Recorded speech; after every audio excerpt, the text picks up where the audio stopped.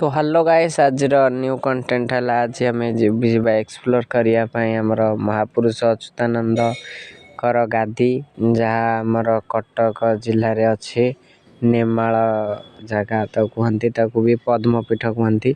तो चलतु देखा आमर अच्युतानंद गादी आपण मैंने जानी अच्युत महापुरुष अच्युतानंद जो कली जुगर वर्णित सबू कथा तो सत हो। तो चलतु गादी देखा गादी माने हैला अच्युतानंद से जीवंता से समाधि होते।